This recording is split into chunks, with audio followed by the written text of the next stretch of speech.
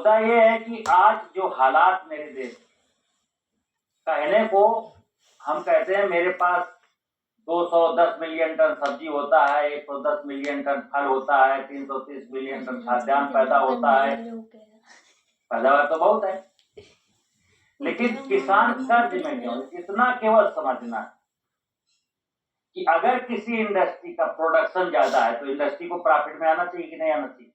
थोड़ा ऊपर का है। तो एग्रीकल्चर एक इंडस्ट्री है, उसका आना कौन है? किसान। तो अगर किसान ने 220 मिलियन टन सब्जियां, 110 मिलियन टन फल और 330 मिलियन टन खाद्यान्न पैदा किया, इतना इंडस्ट्री बढ़ गई, तो किसान को तो फायदे में आना चाहिए। लेकिन क्या हुआ? किसान ही दुखी हो। कारण क्या है कि हमारा जो सिस्टम, हमारी जो पॉलिसीज थी, उसमें हमें यूरिया बेचना है, पेस्टिसाइड बेचने हैं, कृषि यंत्र बेचने हैं, बोरिंग का सामान बेचना है, समर बेचना है, और ऑब्जेक्ट आज ये हो गया कि एनी हाउ किसान को कुछ न मिले। फिर क्या करते हैं लोग? फिर सिस्टम कहता है कि खेती के लिए हम लोन भी तो दे रहे हैं, लोन ले लो बैंक से। मतलब जुआ खिलाते हैं किसान को, जुआ खिलाते हैं, फिर जुए में जब सारी पूंजी हार जाता है तो फिर मैं उससे कहता हूं लोन लेके जुआ खेल,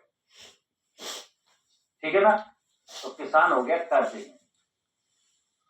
अब कल्पना करिए कि कभी आज के 50 साल पहले हमने किसी अखबार में कहीं कोई रिपोर्ट दिखाई कि देश में किसी किसान ने खेती में घाटा हो जाने के कारण आत्महत्या किया। हमको कोई ऐसा उदाहरण नहीं।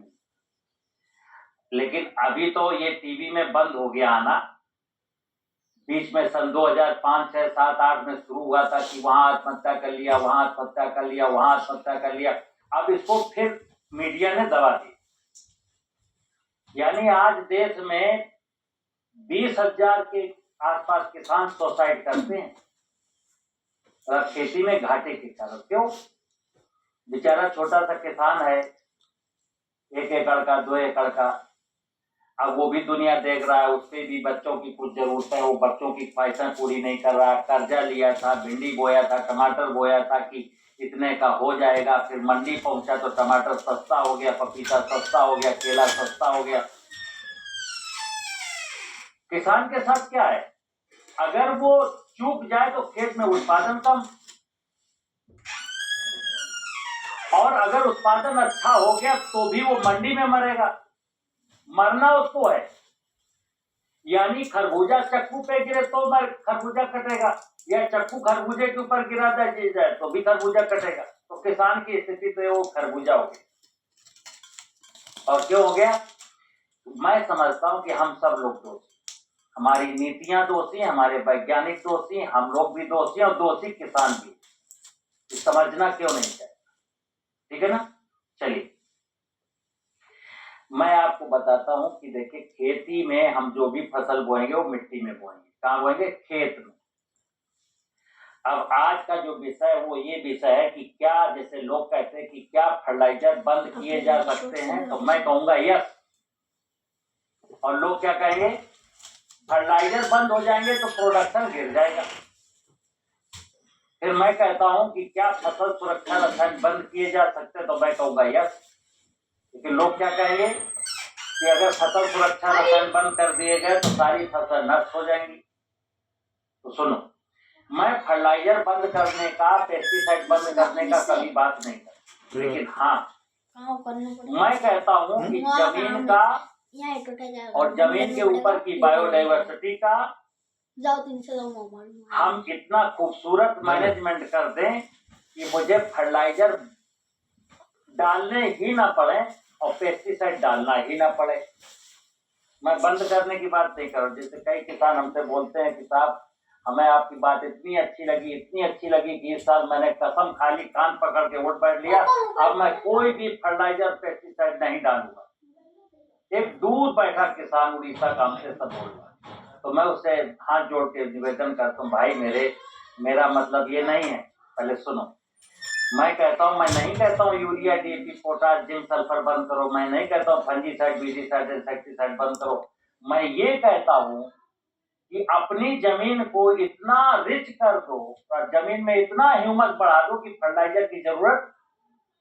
अगला, अपने जमीन के नीचे की और जमीन के ऊपर की बायोडाइवर्सिटी को इतना रिच कर दो कि पेस्टिसाइड की जरूरत ना पड़े।